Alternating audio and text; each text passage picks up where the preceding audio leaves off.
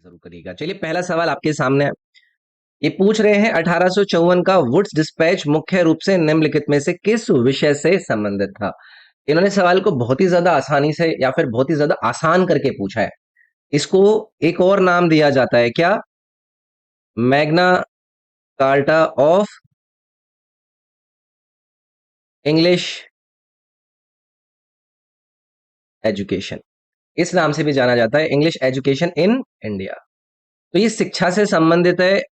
अब इसके अंदर क्या क्या था?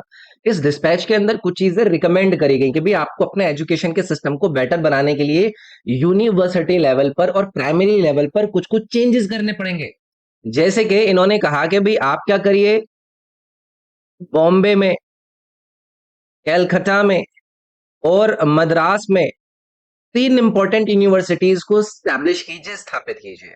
तो यहां पर बहुत सारी बातें हुई, जैसे कि फीमेल एजुकेशन को बढ़ावा दिया जाएगा, जो वोकेशनल स्टडीज होती हैं उसको बढ़ाने की कोशिश करी जाएगी। तो ये आपका एजुकेशन से संबंधित है। इसका याद रखिएगा, ये 1854 में, 1854 में इसको लाया गया था। अब यहाँ पर कुछ और एक्स्ट्रा बातें हम जानते हैं, जैसे कि इस वुड्स डिस्पैच के अंदर जो कि 1854 के अंदर आया था, इन तीनों जगहों पर मेजर यूनिवर्सिटीज को स्टैब्लिश करने की रिकमेंडेशन दी गई थी। और ये जो यूनिवर्सिटीज हैं इनको 1857 के अंदर स्थापित भी कर दिया गया था, जिससे कि जो भारत के अंदर मॉडर्न एजुकेशन है उसके रोल को काफी क्रूशियल रूप से बढ़ाया जा सके, उसका इन्वॉल्वमेंट रहे भारत के लोगों को स्कॉलर्स प्रोड्यूस करने में, लीडर्स प्रोड्यूस करने में, उनकी समझ को बढ़ावा देने में। तो ये इस डिस्पैच का एक मेन ऑब्जेक्टिव था, एक आपका कारण था। चलिए अगला सवाल देखेंगे।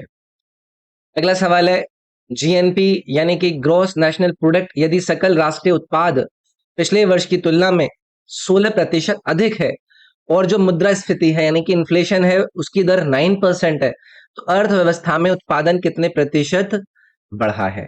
तो ज्यादातर लोगों ने क्या किया होगा ना, इसमें बस ऐसे करके आंसर निकाल दिया होगा कि 16 - 9 और उत्तर आ गया 7% और ऑप्शन नंबर आपका बी लगा कर आ गए। ये सवाल कर आपका आंसर तो ठीक है, लेकिन ये आंसर जो निकाला है ये कलेक्ट फॉर्मेट नहीं है। तो हम ये जो दोनों बातें इन्होंने दी हैं, जैसे कि जीएनपी और इन्फ्लेशन, अगर हमें इनके बारे में नहीं पता है तो हम आपके इस जो प्रोडक्शन की ग्रोथ है उसके बारे में नहीं बता सकते। व्हाट इज जीएनपी, जिसको हम ग्रॉस नेशनल प्रोडक्ट के नाम से जानते हैं। तो देखो, किसी भी एक साल के अंदर आपका मार्केट के अंदर जो टोटल वैल्यू है प्रोडक्ट्स और सर्विसेज जिनको प्रोड्यूस करा गया है, किसके द्वारा? लेबर के द्वारा। प्रॉपर्टी जो सप्लाई हुई है उसके द्वारा। तो जितने भी रेजिडेंट्स किसी कंट्री के अंदर इन सारी की सारी जो प्रोडक्ट्स और सर्विसेज की वैल्यू को एक साल के अंदर प्रोड्यूस कर रहे हैं, उनकी जो मार्केट वैल्यू है, उनकी क्या मार्केट जो वैल्यू है वो कहलाती है जीएनपी। इन्फ्लेशन क्या होता है, जिसको हम हिंदी में मुद्रास्फीति कहते हैं। ये एक दर होती है जिस पर एक जो जनरल लेवल ऑफ प्राइसेस होते हैं वस्तु और सेवाओं के, वो बढ़ते हैं। और इससे जो परचेजिंग पावर होती है, आपकी चीजों को खरीदने की क्षमता होती है, वो क्या होती है? कम होती है, इरोड होती है। तो ये दो चीजें समझ में आ गई कि जीएनपी और इन्फ्लेशन क्या है। अब यहां पर इन्होंने हमसे क्या पूछा है कि भाई प्रोडक्शन, प्रोडक्शन अगर मैं ग्रोथ रेट निकालूंगा तो इसका एक फॉर्मूला यूज हुआ ज्यादा होता है, जिसमें हम जीएनपी को एडजस्ट करते हैं इन्फ्लेशन के साथ। तो याद रखिएगा, ये रहेगा 1 + जीएनपी जो ग्रोथ रेट है वो डिवाइडेड बाई 1 - जो इन्फ्लेशन रेट रहा है, इन्फ्लेशन रेट, और इसमें से आप -1 कर देंगे। तो इसको आप सिंप्लीफाई करेंगे ना, तो ग्रोथ रेट कितनी है? 16% यानी कि 0.16। तो ये आ जाएगा 1 + 0.16, और नीचे आ जाएगा 1 - ये कितना है? 0.9 यानी कि 0.09। और इसमें से आपको -1 करना पड़ेगा। इसको सिंप्लीफाई करोगे तो ये अप्रोक्सीमेटली आपका 7% के करीब ही आएगा। ठीक है, तो ये थोड़ी सी बात हमने इकोनॉमिक्स से रिलेटेड यहाँ पर जान ली। ये भी एक अच्छी सवाल के रूप में आपको दिया गया था, थोड़ा टफ था लेकिन आंसर लोगों ने निकाल लिया था वो माइनस करके सीधे सीधे। अगला, जब पतला सल्फ्यूरिक अम्ल यानी कि एक डाइल्यूट सल्फ्यूरिक एसिड मैग्नीशियम से अभिक्रिया करता है तब कौन सी गैस निकलती है? भाई केमिस्ट्री के अंदर ये वाली रिएक्शन को बहुत बार आपने सुना होगा। H2SO4 के साथ हम मैग्नीशियम की रिएक्शन करवा रहे हैं, तो यहां पर आपका जो गैस निकलती है वो कौन सी होती है? आपका हाइड्रोजन। और साथ में आता है आपका MgSO4। तो ये याद रखिएगा, यहाँ पर हाइड्रोजन गैस आपको रिलीज होती हुई नजर आती है, सी ऑप्शन को इसका करेक्ट कर देती है। तो जैसे ये मैग्नीशियम होता है ना, ये बहुत ज्यादा रिएक्टिव मेटल होता है, जो कि डाइल्यूट एसिड्स के साथ बहुत तेजी से ये रिएक्ट करता है। तो याद रखेंगे इसको। चलिए जी, आगे बढ़ते हैं। बाकी देखो, ये सब बातें आपको पता ही है। सल्फ्यूरिक एसिड का फॉर्मूला H2SO4 है। इसको इंडस्ट्रियल जो एप्लीकेशंस होते हैं उसके अंदर इसको यूज करा जाता है। जैसे फर्टिलाइजर्स को प्रोड्यूस करना हो, पेट्रोलियम को रिफाइन करना हो, वहां पर H2SO4 का यूज होता है। या फिर वेस्ट वाटर मैनेजमेंट के अंदर H2SO4 का यूज होता है। तो ये बहुत ही ज्यादा कोरोसिव होता है हाइड्रो आपका H2SO4, और इसकी वजह से स्किन वगैरह जलने के बहुत ज्यादा चांसेस रहता है। हाइड्रोजन गैस के बारे में क्या ही बताऊं, ये सबसे ज्यादा प्रचुर मात्रा में पाए जाने वाला एलिमेंट है हमारी यूनिवर्स में। अगर पूछा जाए कल को के बताइए कि कौन सा जो आपका एलिमेंट है वो सबसे ज्यादा प्रचुर मात्रा में पाया जाता है, तो वहां पर आपको हाइड्रोजन याद रखना है। बाकी आगे कभी चर्चा बनेगी तो उस पर देखेंगे। अगला सवाल ये पूछ रहे हैं, प्रभा अत्रे जिन्हें 2022 में पद्म विभूषण पुरस्कार मिला, वो किस घराने से संबंधित हैं? अभी आप लोगों को मैंने बताया था, मैंने एक वीडियो भी बनाई है अपने इस यूट्यूब चैनल पर कि कुछ दिन पहले अ, पद्मा अवार्ड्स को घोषित किया गया था। एक तो वैसे 26 जनवरी को होता है, बीच में भी एक डेट पर आपके कुछ बाकी के लोगों को सम्मानित करने के लिए पद्मा अवार्ड्स को घोषित किया जाता है। उसमें जो इंपॉर्टेंट पर्सनालिटीज है उनका कौन से क्षेत्र से संबंध रहा है। अगर वो किसी कला के क्षेत्र से हैं, कोई वाद्य यंत्र बजाते हैं या किसी घराना से संबंधित है, ऐसे सवाल हमसे पूछ लेते हैं। तो ये इंडियन क्लासिकल वोकलिस्ट है, मतलब गायक है, जो कि किराना घराना से आपके संबंधित है। ये आप लोगों को याद रखना है, ठीक है। तो ये इनसे सवाल हो गया। वैसे ये अवार्ड एंड ऑनर्स कैटेगरी से सवाल है, लेकिन जिसको दिया जाता है उसको लेकर ये चीज इंपॉर्टेंट हो जाती है। Padma Vibhushan second highest civilian award होता है, पद्मा अवार्ड की कैटेगरी में ये पहले नंबर पर आता है, याद रखेंगे। कई सारे लोग ना हमेशा मेरे से पूछते हैं कि सर जी ये जो घराना है ये क्या है। तो ये ना यार एक प्रणाली होती है, एक सिस्टम होता है, सोशल ऑर्गेनाइजेशन, जो कि म्यूजिशियन को लिंक करती है, या फिर जो डांसर्स होते हैं उनको उनकी अप्रेंटिसशिप से लिंक करती है, कि भाई इन्होंने इस पर्टिकुलर स्टाइल के अंदर अपने आप को क्या किया, अडहेर किया, ठीक है। तो ये हिंदी वर्ड से आपका घराना शब्द निकलता है, जो हमारा घर वाला वर्ड होता है, इसका मतलब होता है हाउस। तो ये एक फैमिली के ट्रेडिशन को यहाँ पर रेफर करता है, तो इसको लेकर कोई दिक्कत तो नहीं ना। जैसे किराना घराना घराना पर हमारा जिक्र हुआ है, तो ये सबसे प्रोमिनेंट घराना है हिंदुस्तानी क्लासिकल म्यूजिक के अंदर। यहीं पर एक और सवाल चलो पूछता हूँ लगे हाथों, इस किराना घराना को किसके द्वारा स्थापित करा गया था? तो उस्ताद अब्दुल करीम खान का नाम याद रखिएगा, उस्ताद अब्दुल करीम खान। और इनके साथ में एक और व्यक्ति का नाम याद रखिएगा जिनके द्वारा किराना घराना को स्थापित किया गया, वो थे अब्दुल वाहिद खान। तो इन दोनों को याद रखोगे भी, किराना घराना से रिलेटेड हमने जान लिया। और भी इन्होंने दिए हैं, बाकी उन पर कभी और चर्चा करेंगे। पद्म विभूषण को लेकर मैंने आपको बता दिया, सेकंड हाईएस्ट सिविलियन अवार्ड है, और पद्मा की कैटेगरी में ये आपका पहले नंबर पर आता है। कोई भी ऐसा व्यक्ति जिसने किसी भी फील्ड के अंदर, चाहे वो गवर्नमेंट की सर्विस हो, आर्ट हो, लिटरेचर हो, साइंस हो, पब्लिक अफेयर्स हो, उसके अंदर अपना योगदान दिया हो, तो उसको ये पद्मा अवार्ड दिया जाता है। 1954 में इनको गठित किया गया था। चलिए जी, आगे बढ़ते हैं, बहुत हुआ इससे जानकारी। पेशावर के पास मर्दान से प्राप्त तख्तगाही शिलालेख किस राजवंश के शासन को दर्शाता है? यार ये जो आपके इंस्क्रिप्शंस होता है, इनसे हमें हमारे मिडिवल इंडियन हिस्ट्री या फिर एंशिएंट इंडियन हिस्ट्री की किसी भी डायनेस्टी के रूलर्स के बारे में बहुत ज्यादा जानकारी मिलती है। तो यहाँ पर आपसे पूछा है, तख्ते बाही जिसको मर्दान नियर पेशावर रिकवर करा गया, ये कौन सी डायनेस्टी से संबंधित है? तो इसमें आप पार्थियंस डायनेस्टीज को याद रखिएगा। आप लोगों को पार्थियंस के बारे में पढ़ाया जाता है ना, जब हम फॉरेन इन्वेजन की हमारे देश के अंदर, या फिर फॉरेन इन्फ्लक्स की हमारे देश के अंदर बात करते हैं। तो जो प्राचीन ईरान हुआ करता था, वहां पर ये पार्थन एम्पायर आपको काफी बड़े तौर पर डोमिनेट करते हुए नजर आती है। फिर उसके बाद जो नॉर्थ वेस्टर्न रीजन है भारत का, इस वाले रीजन के अंदर भी आपको काफी डोमिनेंट स्टेट में नजर आती है, पाकिस्तान जो आपका आज का वाला है, ठीक है।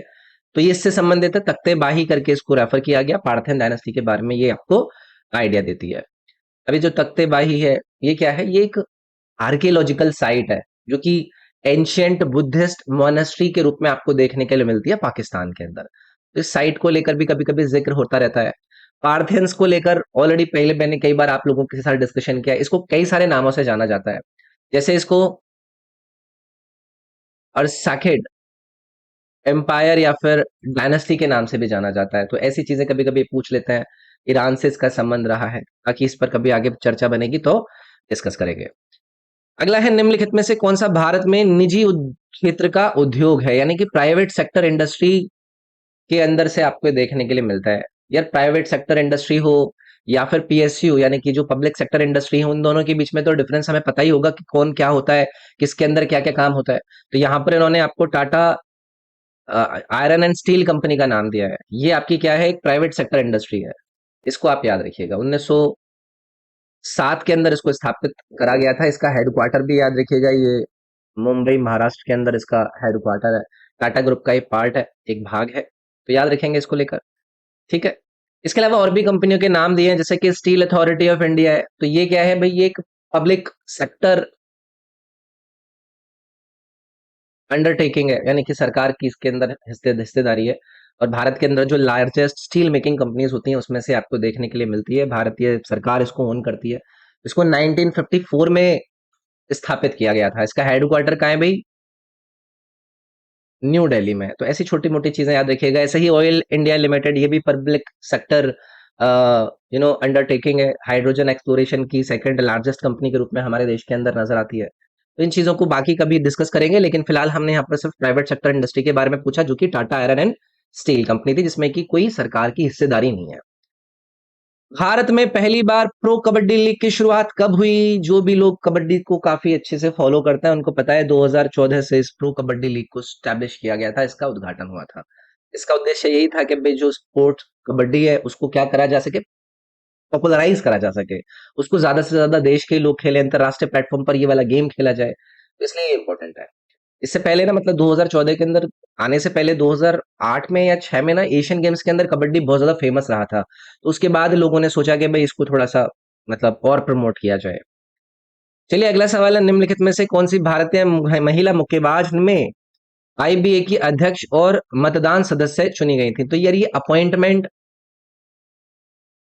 रिलेटेड जो आपके करंट अफेयर के सवाल बनते हैं उनसे रिलेटेड है। वो इंडियन वुमेन बॉक्सर का नाम बताइए जिसको एक चेयरपर्सन एंड वोटिंग मेंबर बनाया गया इंटरनेशनल बॉक्सिंग एसोसिएशन का 2022 में। इसमें है भाई हमारी लवलीना बोरगोहेन, इनको याद रखिएगा। तो इन्होंने 2020 के जो टोक्यो ओलंपिक्स हुए थे उसमें ब्रोंज मेडल जीता था ना। तो ऐसी चीजें आप लोगों से पूछ लेते हैं, तो याद रखेंगे। ये अपॉइंटमेंट रिलेटेड एक इंपॉर्टेंट सवाल बन गया। यहाँ पर आईबीए की बात हुई है, इंटरनेशनल बॉक्सिंग एसोसिएशन की बात हुई है। कई सारे इसके पहले नाम हुआ करते थे, इसको पहले एआईबीए के नाम से जानते थे। अलग अलग मतलब रूप में इसको रिनेम किया गया है। एक अंतरराष्ट्रीय स्तर पर एक बॉडी है जो कि बॉक्सिंग से संबंधित जितने भी टूर्नामेंट्स वगैरह होते हैं उनका आयोजन कराती है। इसको 1946 में स्थापित किया गया था। ये एक चीज अगर आप लोगों को याद रह जाए तो ठीक है। अगला सवाल है, कथक नृत्य से संबंधित भारतीय शास्त्रीय नृत्यांगना की पहचान कीजिए। इंडियन क्लासिकल डांसर जिनका संबंध कथक से है, तो आपके अलग अलग प्रकार के जो क्लासिकल डांसेस हैं उनसे संबंधित पर्सनालिटीज के नाम पूछ लिए जाते हैं। तो उसमें ये रोहिणी भट्टे का नाम याद रखना है। कथक से इनका संबंध रहा है, इसमें इनकी एक्सपर्टाइज रही है। इनके ना एक डिसिपल हुआ करते थे, मतलब सॉरी इनके गुरु हुआ करते थे। आपने उनका नाम भी सुना होगा, शंभू महाराज।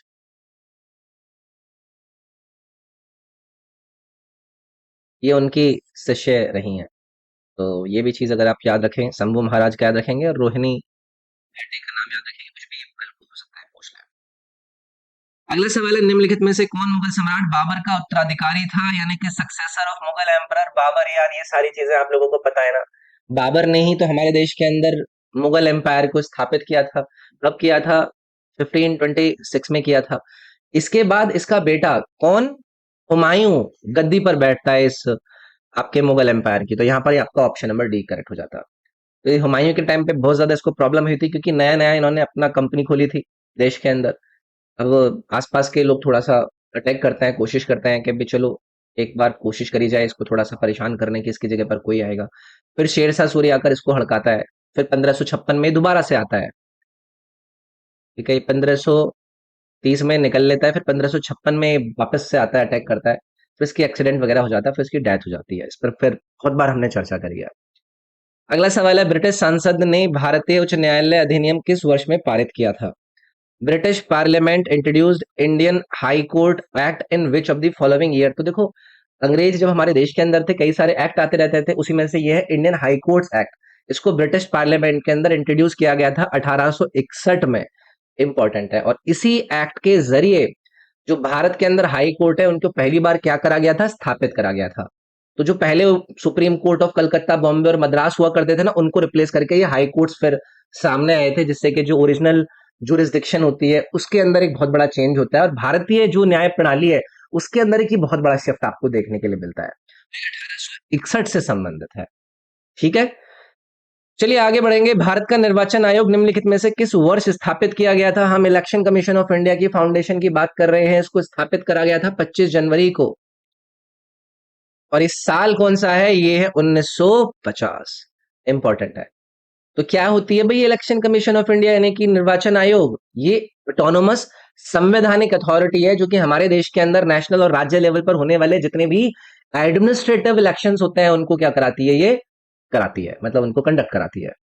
तो फ्री और फेयर इलेक्शन कराने का इनको टास्क दिया गया होता है। ये वाली बातें आपको पता ही है, इन पर पहले भी बहुत सारी चर्चाएं हम कर चुके हैं। आर्टिकल आप लोगों के लिए इंपॉर्टेंट है यार, अनुच्छेद संविधान का 324 नंबर याद रखिएगा। इसके अंदर जो चुनावों को कराना, उनको डायरेक्ट करना, उनको कंट्रोल करना, इन सबकी पावर किसको दी जाती है? सिलेक्शन कमीशन को दी जाती है। तो 324 याद रखना है आपको। ठीक है, चलिए आगे बढ़ेंगे। अगला सवाल है, ये मिलान करना है। ये लिस्ट 1 है, ये लिस्ट 2 है। आपको देखते हैं कि इसमें क्या क्या चीजें पूछी हैं। इन्होंने इधर साल दिए हैं। Seventh trade policy review, Indian Republic of Korea comprehensive economic partnership agreement कब हुआ, Indian gulf cooperation council free trade agreement कब साइन हुआ, global system of trade preference को कब साइन किया गया। तो देखो सबसे पहले यहाँ पर आपका global system of trade preferences, इसको स्थापित किया गया था 1988 में। तो ये आपका बी हो जाएगा, सो दैट के जितनी भी डेवलपिंग कंट्री है उनके बीच में क्या करा जा सके? ट्रेड को डेवलप कराया जा सके। फिर उन्होंने दिया है India gulf cooperation council free trade agreement, इसको आपका लाया गया था 2004 में। ये 1 का हो गया, ये आपका 2 का हो गया। सो दैट के भारत और जितने भी आपके ये गल्फ कोऑपरेशन काउंसिल के मेंबर्स है ना, उनके बीच में क्या करा जा सके? ट्रेड को और ज्यादा इनहेंस किया जा सके। फिर है ये India Republic of Korea comprehensive economic partnership agreement, इसको करा गया था भाई 2010 में। तो ये हो जाएगा आपका तीसरा वाला। तो ये भी याद रखेंगे, इसमें जो साउथ कोरिया के साथ ट्रेड वगैरह है उसको बढ़ावा देना, उसको और ज्यादा प्रमोट करना। फिर ये सेवेंथ ट्रेड पॉलिसी रिव्यू है, ये 2021 के अंदर आई थी। तो ये करंट अफेयर से रिलेटेड टाइप का हो गया।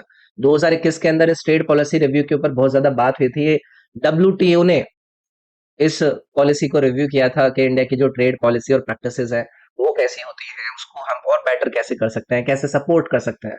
तो ये सब चीजें, तो ये रह जाएगा भाई आपका 1 का बी। तो 1 का बी यहाँ पे भी 1 का, फिर 2 का क्या हो गया था? सी। 2 का सी, तो ये वाला जो ऑप्शन है फोर्थ वाला, ये आपका करेक्ट हो जाता है इसमें। ठीक है, चलिए भाई, शतरंज में उपयोग किए जाने वाली सफेद गोटियों की संख्या, इसमें से कौन सी संख्या सबसे अच्छे से दर्शाती है? Which of the following number best describes the number of white pieces used in chess? भाई चेस के अंदर जो प्लेयर होता है वो किससे स्टार्ट करता है? वो 16 पीसेस से स्टार्ट करता है। तो यहाँ पर ये जो 16 वाला ऑप्शन है ये इसमें करेक्ट रहेगा। 16 पीसेस में आपके कौन कौन से होता है? एक तो किंग हो गया उसके पास, एक क्वीन हो गई, ये तो सबको पता है, और फिर आपके दो जो होता है आपके घोड़े होता है। अब उनको घोड़े को इंग्लिश में क्या कहते हैं वो नहीं पता है, मैं यहाँ पर हॉर्स लिख देता हूँ। दो आपके हाथी होते हैं, और क्या होता है आपका? आपके हाथी घोड़े ऊंट भी होता है। दो आपके ऊंट हो गए, कैमल हो गए, है ना?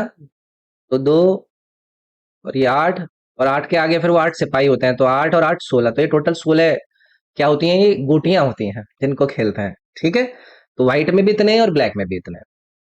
चलिए आगे बढ़ते हैं। अगला ये पूछ रहे हैं, निम्नलिखित में से कौन सा रोगों का समूह जीवाणु द्वारा उत्पन्न होता है? यानी कि which set of disease are caused by bacteria. यार अलग अलग प्रकार के जो डिजीज होते हैं उनके कॉजिंग एजेंट को लेकर हमसे सवाल पूछे जाते रहते हैं। तो इन्होंने पूछा है बैक्टीरिया से होने वाले डिजीज का, आप यहाँ पर बताइए। सबसे पहले टाइफाइड फीवर जो इन्होंने यहाँ पर दिया है, इसका कॉजेटिव जो बैक्टीरिया वो है, बैक्टीरिया उसका नाम क्या है? साल्मोनेला करके बताते हैं हम उसको, साल्मोनेला टाइफी, इसीलिए इसको टाइफाइड फीवर के नाम से भी जाना जाता है। तो ये जो कंटेमिनेटेड खाना या पानी वगैरह होता है उससे ये फैलता है। ऐसे ही ये जो आपका हैजा है, कोलेरा, ये भी बैक्टीरिया से होता है। ट्यूबरक्लोसिस है, ये सारे के सारे बैक्टीरिया से होने वाले हैं। तो याद रखिएगा इन तीनों को। ठीक है, कैसे करके याद रखेंगे? टीसीटी करके याद रख लीजिएगा। टाइफाइड, कोलेरा और ट्यूबरक्लोसिस। चलिए जी आगे बढ़ते हैं। निम्नलिखित में से कौन सी पहाड़ी पूर्वी घाट में स्थित है? ईस्टर्न घाट्स में स्थित आपको हिल का नाम इन चार में से बताना है। आसान है, बहुत ही आसान है। ये जो शेवरॉय की पहाड़ियां हैं ये आपकी ईस्टर्न घाट में आती हैं, जो कि तमिलनाडु के अंदर मुख्यतः आपको देखने के लिए मिलती हैं। ठीक है, यहाँ पर कॉफी वगैरह के जो प्लांटेशन होता है वो बहुत ही ज्यादा मतलब वाइड स्प्रेड रूप पर यहाँ पर देखने के लिए मिलता है। यहाँ पर एक बहुत बड़ा एक हिल स्टेशन भी है, किसी को पता है? यरक्वाद। यरक्वाद ऐसे करके एक हिल स्टेशन है, इसका काफी नाम वगैरह होता है, तो याद रखेंगे इसको यार, है ना? इसको लेकर कोई दिक्कत तो नहीं है ना? बाकी देखो इन्होंने और भी, जैसे ईस्टर्न घाट्स की बात करते हैं तो हमारे देश के अंदर ये वाला जो क्षेत्र होता है यहाँ पर जो एक्सटेंशन है इनको ईस्टर्न घाट्स कहा जाता है। इधर वाले एक्सटेंशन में आपको वेस्टर्न घाट नजर आता है, ये पता आपको होंगे। मीजो की पहाड़ियों को लेकर आपको पता है इनको कई सारे नामों से जाना जाता है, तो ये हमारे नॉर्थ ईस्टर्न राज्य के मिजोरम में आपकी मीजो हिल्स पड़ती है। ऐसे ही खासी हिल्स को लेकर बहुत ज्यादा चर्चा होती है, ये भी हमारे नॉर्थ ईस्टर्न भारत के राज्यों के अंदर नजर आता है, स्पेशली मेघालय में आपको देखने के लिए मिलती है खासी हिल। और फिर उसके बाद है अनाईमुड़ी पहाड़ी, ये आपकी कहां पर है? ये आपकी हाईएस्ट पीक है, किसकी? वेस्टर्न घाट की हाईएस्ट पीक अनाईमुड़ी, इस पर सब पर चर्चा हो रखी है हमारी। अगला सवाल है, पार्युषण उत्सव निम्नलिखित में से किस समुदाय के लोग मनाते हैं? Paryushan festival is celebrated by people of which of the following communities. तो फेस्टिवल रिलेटेड जो आपकी चर्चाएं आती हैं प्लीज इनको याद रखिएगा, ये जैन धर्म के लोग इसको सेलिब्रेट करते हैं। तो ये जो श्वेतांबर इनका संप्रदाय होता है ना, जो सेक्ट होता है, उसके लोग इसको 10 दिन के लिए इस फेस्टिवल को वो करते हैं, सेलिब्रेट करते हैं। अच्छा, इसका हो सकता है कल को ये मतलब भी पूछ ले, जैसे कि पार्यूशन यहाँ पर एक शब्द दिया गया है ना, इसका हो सकता है ये मतलब पूछना है कि इस शब्द का मतलब क्या है। इसका मतलब है to stay in one place, एक स्थान में स्टे करना। तो ये बातें कल को पूछ ले तो इसको याद रखेंगे। इनकरेक्टली मैच्ड पेयर आपको इन चार में से ढूंढने के लिए पूछ रहे हैं, जैसे कि पहला इन्होंने स्टार्च को किससे संबंधित किया है? एग यॉक से। भाई स्टार्च जो है वो एक कार्बोहाइड्रेट होता है, ठीक है, और इसके अंदर आपको बहुत बड़े नंबर में ग्लूकोज यूनिट्स नजर आती हैं जो कि ग्लूकोज बॉन्ड के साथ बंधी हुई होती हैं। तो जितने भी ग्रीन प्लांट्स होते हैं वो एनर्जी स्टोर करने के रूप में आपका इसको प्रोड्यूस करते हैं। इसमें एग योग के साथ इसका करेक्ट मैच नहीं है। एग योग के अंदर आपको स्टार्च देखने के लिए नहीं मिलता है, एग योग के अंदर तो आपको प्रोटीन और फैट देखने के लिए मिलता है, ठीक है। तो पहला वाले गलत हो गया जी। बाकी माल्टोज आपका व्हीट, कॉर्नमील और बार्ले में, फ्रक्टोज आपका ग्रेप्स में, लैक्टोज आपका मिल्क में, ये तीनों आपके करेक्ट थे, उन पे भी नजर डाल लेंगे। अगला है एमपी लेट्स योजना किस वर्ष लागू की गई थी? एमपी लेट्स स्कीम को लेकर पूछ रहे हैं कब इंप्लीमेंट करी गई थी। देखो ये स्कीम्स वगैरह ना चर्चाओं में रहती हैं, जैसे कि ये एमपी लेट्स क्या होता है? ये है member of parliaments local area development scheme. MP मतलब मेंबर ऑफ पार्लियामेंट्स, लेट्स मतलब लोकल एरिया डेवलपमेंट स्कीम, ठीक है। तो इसको 2000 नहीं 1993 में इसको शायद लॉन्च किया गया था, दिसंबर 1993 में इसको लॉन्च किया गया था। तो इसमें ये है कि भाई जितने भी एमपी है उनको क्या करना है, उनको इनेबल करना है कि भाई आप अपने जो कॉन्स्टिट्युएंसीज है जहां से आप चुनकर आए हैं वहां पर अपनी उस कम्युनिटी के बेटरमेंट के लिए कुछ क्या कीजिए, काम कीजिए। इसमें हर जो एमपी होता है उसको ना 5 लाख रुपए सालाना दिए जाता है, और उसको अब बढ़ाकर कितना कर दिया जा चुका है? 5 करोड़ कर दिया जा चुका है। तो इनको अपनी कॉन्स्टिट्युएंसी में कार्य करने के लिए ये पैसा आवंटित होता है इस स्कीम के अंतर्गत में, ठीक है। चलिए अगला सवाल है, निम्नलिखित में से कौन सा कर्तव्य भारतीय संविधान द्वारा मौलिक कर्तव्यों के रूप में निर्धारित नहीं किया गया है? तो एक एक करके सभी को पढ़ लेते हैं। टू डिफेंड दी कंट्री, ये हमारे इंडियन कॉन्स्टिट्यूशन के अंदर प्रिस्क्राइब है, तो ठीक है, तो ये तो आपका नहीं इसमें जाएगा क्योंकि उन्होंने पूछा है नॉट प्रिस्क्राइब्ड। इनकम टैक्स को लेकर कोई बात नहीं है, वोट इन इलेक्शन को लेकर मौलिक कर्तव्यों के अंदर कोई बात नहीं है, पब्लिक प्रॉपर्टी को सेफ गार्ड करना, नहीं नहीं पब्लिक, ये है ना, ये वाला, तो पे इनकम टैक्स और वोट इन इलेक्शन ये दोनों नहीं है, सेफ गार्ड पब्लिक प्रॉपर्टी तो है ना, तो 2 और 3 यानी कि ये वाला जो ऑप्शन है ये करेक्ट हो जाता है, क्योंकि इन्होंने नॉट प्रिस्क्राइब पूछा था। भाई मौलिक कर्तव्यों को लेकर आपकी चीजें जो है, जो 11 फंडामेंटल ड्यूटीज हैं हमारे 51A नंबर आर्टिकल आर्टिकल के अंदर, उसमें आपको नजर आती हैं। फंडामेंटल ड्यूटीज पर बहुत ज्यादा चर्चा कर चुके हैं।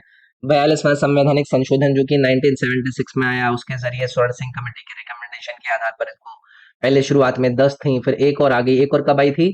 2002 में आई थी। ये कौन सा अमेंडमेंट था? ये 86 अमेंडमेंट था। इन पर कई बार चर्चा कर चुके हैं हम। चलिए अगला है, भारत की 2011 की जनगणना के अनुसार किस केंद्र शासित प्रदेश में झुग्गी बस्तियों की जनसंख्या सबसे अधिक है? 2011 के सेंसस से रिलेटेड सवालों का कलेक्शन कर लेना आप लोग। ठीक है, तो इन्होंने पूछा है झुग्गी झोपड़ी आपको सबसे ज्यादा कहाँ पर देखने के लिए मिल रही है? तो दिल्ली में अभी स्लम पॉपुलेशन जो है यूनियन टेरिटरीज के अंदर वो दिल्ली में है। तो ये ओवर जो अर्बन पॉपुलेशन होता है उसके अंदर ये बहुत बड़ा योगदान डालती हैं, ये जो स्लम पॉपुलेशन होती है।